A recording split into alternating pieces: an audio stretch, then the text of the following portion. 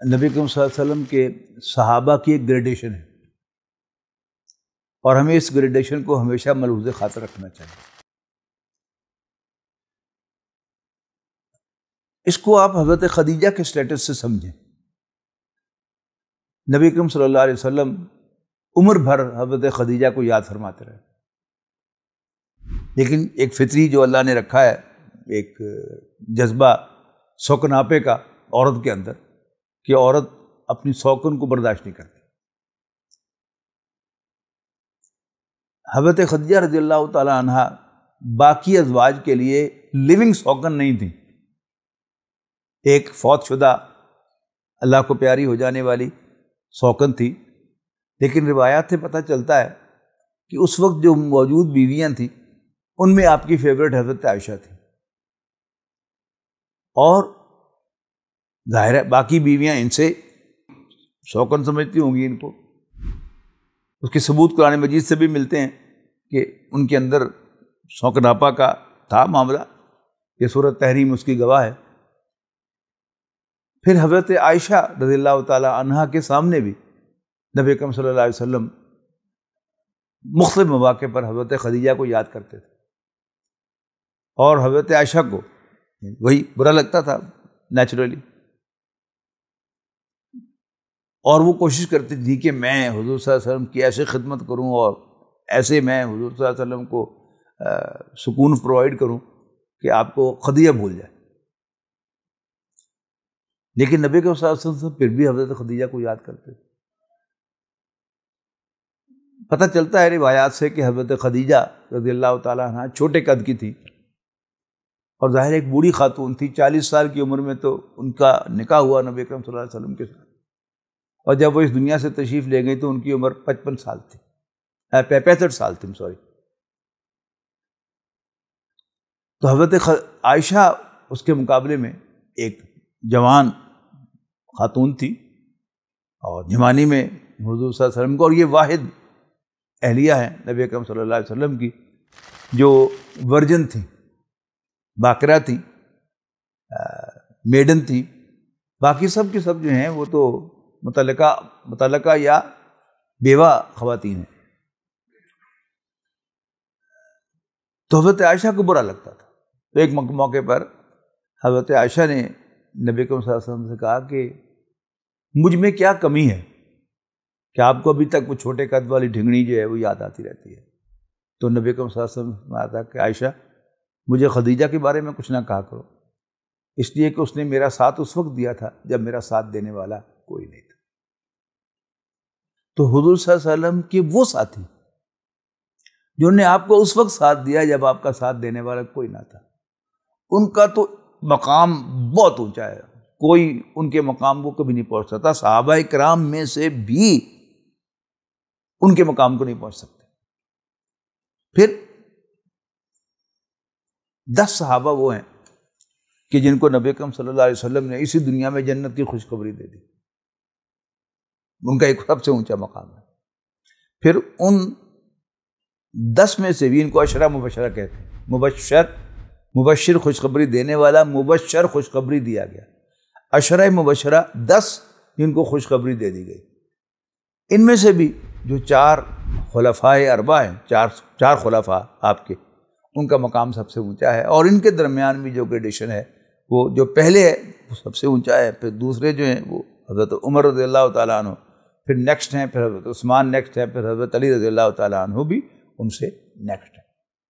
یہ سٹیٹس ہے جس کو اگر ہم ملحوظ خاطر رکھیں گے تو دین کی اسپرٹ برقرار رہے گی، اور یہ بھی نیچرل بھی ہے کہ وہ آدمی کہ جو آپ کا اول روز سے ساتھ دیتا ہے، اس کے لیے اگر آپ میں انسانیت ہے تو آپ کے دل میں اس کی جو قدر ہوگی وہ دوسروں کی نہیں ہو سکتی۔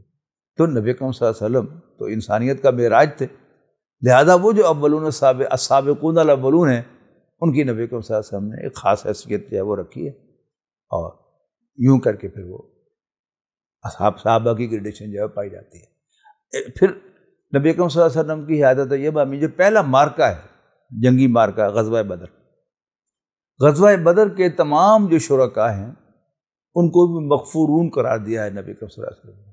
اور ایک بڑی ان یوزل ایک بات ان کو اعزاز بخشا گیا ہے کہ ان کے اگلے اور پچھلے سارے گناہ معاف کر دیے گئے. یہ کو تھوڑا ہے صاحب، نہیں پچھلے تو ہوئے اگلے بھی معاف. اور اس کا باقاعدہ اللہ تعالیٰ نے اعلان کر دیا اور نبی کریم صلی اللہ علیہ وسلم نے وہ کنوے کر دیا. پھر آپ نے اس کا لحاظ بھی رکھا ہے. یعنی ایک صحابی تھے، بدری صحابی تھے، حاتم بن ابی بلتہ رضی اللہ تعالیٰ عنہ. انہوں نے فتح مکہ سے قبل جب نبی کریم صلی اللہ علیہ وسلم نے تیاری کا حکم دے دیا تھا اور یہ ارشاد فرمایا تھا کہ یہ سیکرٹ رکھنا ابھی، تو حاتم بن ابی بلتہ رضی اللہ تعالیٰ عنہ نے ایک سیکرٹ لیٹر قریش کے نام لکھ کر بھیج دیا. نبی کریم صلی اللہ علیہ وسلم کو وحی کے ذریعے سے خبر مل گئی.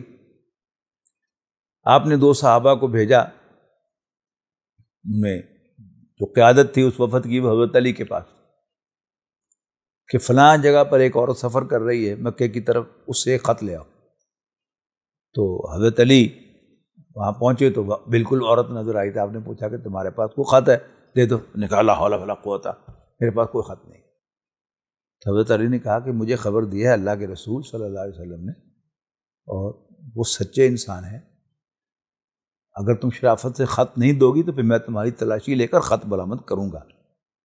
تو پھر اس نے اپنے بالوں کی چٹیوں کے اندر میڈیاں بنا کر ان کے نیچے رکھے، اوپر سے میڈیاں کر رکھی تھیں اور وہ نظر نہیں آتا تھا. اس نے وہاں سے خط نکال کے دے دیا.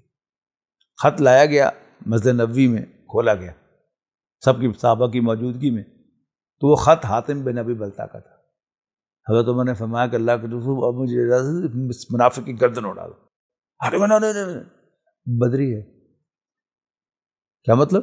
کہ بدریوں کے اگلے پچھلے سارے گناہ معاف ہو.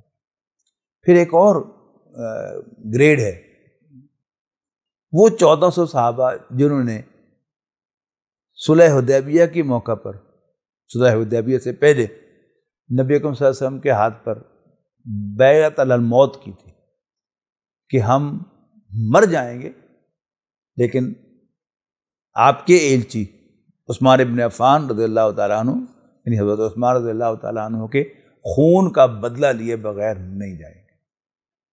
انہیں بیعت رضوان کہتے ہیں. اس بیعت کی تعریف قرآن مجید میں آئی ہے سورۃ فتح کے اندر. بہت ساری آیات جو ہیں کہ بے شک وہ لوگ کہ جو درخت کے نیچے آپ کے ہاتھ پر بیعت کر رہے تھے، ان کے اگرچہ دل میں اندیشے تھے، یہ کہ وہ خالی ہاتھ تھے، صرف ایک تلوار ان کے پاس تھی، اور لڑائی کرنا اس میں جان جانے کا بہت زیادہ اندیشہ تھا، لیکن رسول اللہ صلی اللہ علیہ وسلم کی بات پر انہوں نے لبیک کہی. آپ نے کہا کہ کون ہے کہ جو میرے ہاتھ پہ بیعت کرتا ہے کہ وہ مر جائے گا لیکن عثمان کے خون کا بدلہ لیا بغیر نہیں جائے گا. تو 1400 صحابہ نے رضوان اللہ علیہم اجمعین انہوں نے آپ کے ہاتھ پر بیعت کی. ان کا بھی مقام ہے. تو صحابہ کرام میں سب سے اونچا مقام حضرت ابوبکر کا، پھر حضرت عمر کا، پھر حضرت عثمان کا، پھر حضرت علی کا رضی اللہ تعالیٰ عنہم، اور پھر باقی 6 عشرہ مبشرہ کا، پھر اصحاب بدر کا، اور پھر اصحاب رضوان کا، اصحاب بیعت رضوان، ان کا مقام ہے. اور ہمیں اس جو خصوصیت ہے اس کو اپنے ذہن میں رکھنا چاہیے. باقی ادب و احترام سب صحابہ کا ہے اور سارے ہی ہمارے لیے بڑی محترم ہیں. پھر کچھ خاص مقام بھی ہیں، مثلا حضرت حمزہ رضی اللہ تعالیٰ عنہ، یہ بڑوں میں خاندان بنو ہاشم میں سے، یعنی آپ کے خاندان میں سے پہلے بڑے جنہوں نے حضور صلی اللہ علیہ وسلم کو تسلیم کیا بطور رسول کے، وہ حضرت حمزہ ہیں. اضافی طور پر ان کا یہ مقام ہے کہ وہ نبی کریم صلی اللہ علیہ وسلم کے دودھ شریک بھائی بھی ہیں، ہم عمر بھی ہیں، دوست بھی ہیں. ان کا بھی ایک خاص مقام ہے، لیکن وہ ان کا مقام نہیں ہے. یعنی ان کو نبی کریم صلی اللہ علیہ وسلم نے اسد اللہ و اسد رسول ہی قرار دیا. اسد اللہ و اسد رسول ہی، اللہ کے شیر اور اللہ کے رسول کے شیر، ان کا ایک خاص مقام ہے. خالد ابن ولید رضی اللہ تعالیٰ عنہ کو نبی کریم صلی اللہ علیہ وسلم نے سیف من سیوف اللہ قرار دیا، اللہ کی تلواروں میں سے ایک تلوار. تو یہ اعزاز ہیں جو نبی کریم صلی اللہ علیہ وسلم نے جن کا اعلان کر دیا، تو ہم وہ اعزاز کہیں گے، لیکن جو گریڈیشن ہے اس کے اعتبار سے نبی اکرم صلی اللہ علیہ وسلم نے جو گریڈیشن قائم کی ہے وہ وہی ہے جو میں نے آپ سے عرض کر دی.